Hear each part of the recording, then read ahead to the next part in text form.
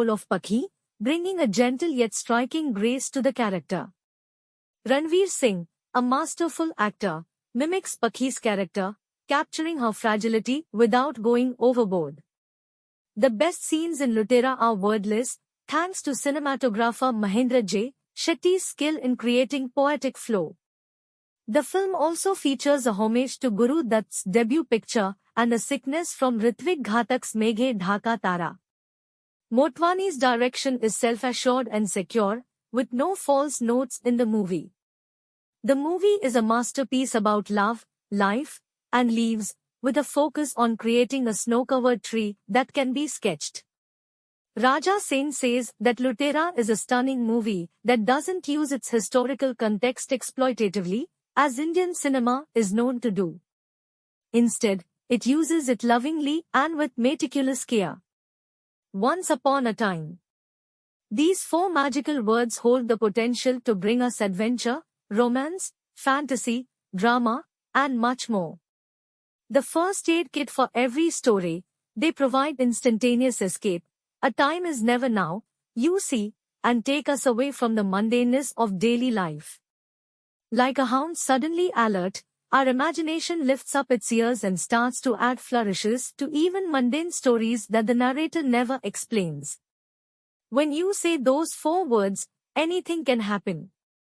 Knowing this, Vikramaditya Motwani begins his superb version of a nearly century-old O. Henry story with a father caressing a girl with much older mythology.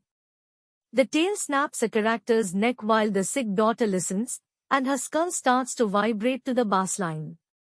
From the outset, Lutera makes it abundantly evident that this is an old-world story, complete with lyrics about lizards and rats and a hint of hidden riches.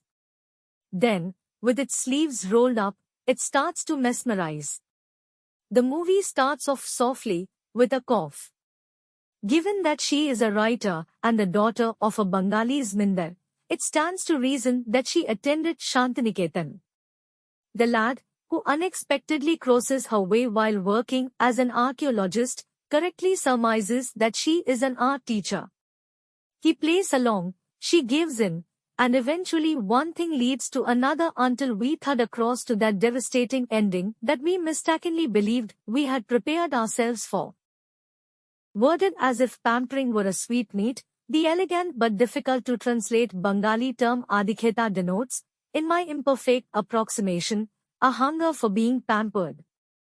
I can think of no finer phrase for Pakhi, the heroine of Motwani.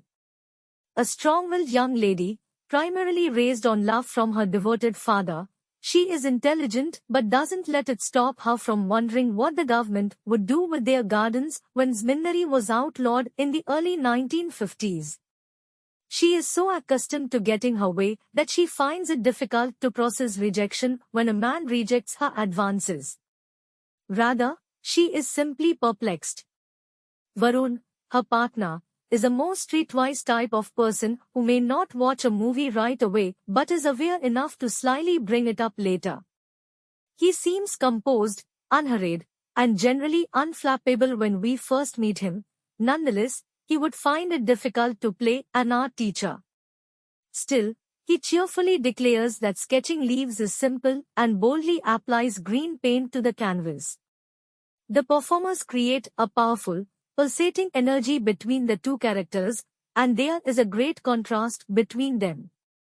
In the role of Pakhi, Sonakshi Sinha excels, bringing to life a heroine with flawless wide eyes and a casual yet striking grace. She gives a performance that is dreamily gentle at first and gets harder as she goes along, and few actresses can do justice to well-crafted dialogue. Pakhi exhibits a palpable fragility throughout the movie, which Sinha expertly captures without ever going overboard. Step after step, Ranveer Singh mimics her, masterfully utilizing his bottom lip. When he is upset, he curls it, when he is thinking, he juts it out, and when he has nothing to say, he lets it hang free and eventually becomes frostbitten. Once more, he keeps it close to the west, never deviating from the movie's pitch. He lightly labors the L rather than saying the word landscape aloud when he stammers. Singh looks nice as a Loki pinup, a retro hero in high-waisted pants, but his best work comes when he languidly exposes his seams. He even has a Heathcliff-like growl. And even with all of this dialogue prowess, which also extends to the other outstanding performances in the movie, the best scenes in Lutera are completely wordless. This is especially true of veteran Barun Chanda, who employs phrases like Umar Taraz with a tone reminiscent of Utpal Dutt, and the very endearing Vikrant Masi, who gives a Dev Saab impression. This is mostly because of the amazing skill displayed by cinematographer Mahendra J. Shutti, who created a movie in which each shot blends into the next with an incredibly poetic flow. Lutera is an exquisite film that, unlike many films in our repertoire, does not resort to exploitative methods, but rather makes loving, detailed use of its time setting. From the lace curtains to the mosquito nets, from the old mansion's checkerboard floors to the frozen-over remains of a roadside shrine to a dashboard light surrounded by open-air darkness, Shetty has done it all. However, the way he frames his actors' faces might be the best masterclass available. Since Sinha and Singh both have unusual noses, the movie highlights the contrast rather than drawing attention to it with a profile shot of the two in the same frame. The nose of a Durga effigy is visible before Sonakshi's, which immediately brings the actress's distinctive nose into stark contrast. The lens is later positioned to make Sinha's nose resemble a menhir when she is furious. This is always done on purpose and always intriguing. When sweat drops from Singh's nose in a poorly lit scene, it gives off an angular appearance. The two rub their noses in an Eskimo fashion before they kiss for the first time. Many directors of photography are capable of creating dramatic shadows and exquisite frames, but Shutti is undoubtedly a master at what he does here, as Sinha examines herself through a large magnifying glass to give the impression that her eyes are much larger than they actually are. Motwani is portraying the thieving magpie during all of this. Not just the Rossellini overture that makes me think of the Castafiore Emerald, either. Deftly using a song and the villain's name as homage to Guru Dutt's debut picture, Lutera also appropriates a sickness from Ritvik Ghatak's poignant Meghe Dhaka Tara. As if pickpocketing was the price of admission, brilliant composer Amit Trivedi uncharacteristically appropriates his title tune from a super English movie. Considering the actions of the main character, this adaptation would be better named The Last Thief. In any case, this is a movie that is worthy of the biggest theft. Motwani's direction is so self-assured and secure that it hardly seems like a weakness. He obviously believes in the script, and as a result, there are no false notes in the movie.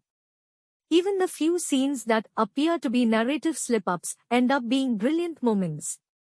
Furthermore, Motwani takes the side of his plot rather than any particular character, as demonstrated by an amazing pursuit scene that might go in a lot of different directions. So, a movie about love, life, and leaves. Ultimately, it all boils down to creating a snow-covered tree that you can sketch, even if you have never been good at sketching leaves. Wonderful.